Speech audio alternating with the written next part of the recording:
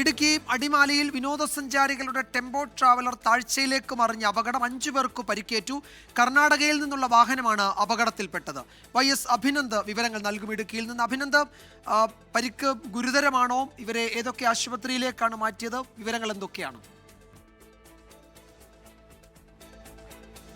വിജയകുമാർ, അല്പം മുൻപായിരുന്നു അപകടം. മൂന്നാറിലേക്ക് പോയ വിനോദസഞ്ചാരികളുടെ വാഹനമാണ് ഇത്തരത്തിലേക്ക് അപകടത്തിൽപ്പെട്ടത്. കൊടും താഴ്ചയിലേക്ക് ഇറങ്ങുന്ന വഴി വളവിനിടയിലാണ് ഇത്തരത്തിലേക്ക് വാഹനം നിയന്ത്രണം നഷ്ടപ്പെട്ട് മറിയുന്ന സാഹചര്യമുണ്ടായത്. ഉടൻ തന്നെ പ്രദേശവാസികൾ രക്ഷാപ്രവർത്തനം നടത്തി. ഏതാണ്ട് 14 പേരായിരുന്നു ആ ടെമ്പോ ട്രാവലർ ഉണ്ടായിരുന്നു. കൈക്കുഞ്ഞടക്കം 14 പേരുണ്ടായിരുന്നു. അതിനകത്ത് 5 പേർക്കാണ് പരിക്ക് പറ്റിയിട്ടുള്ളത്. ആ പരിക്ക് പറ്റിയവരെ ഉടൻ തന്നെ അടിമാലി താലൂക്ക് ആശുപത്രിയിൽ പ്രവേശിപ്പിച്ചിട്ടുണ്ട്. എന്തായാലും ആരുടെയും പരിക്ക് ഗുരുതരമല്ല എന്നാണ് അറിയിച്ചിട്ടുള്ളത്.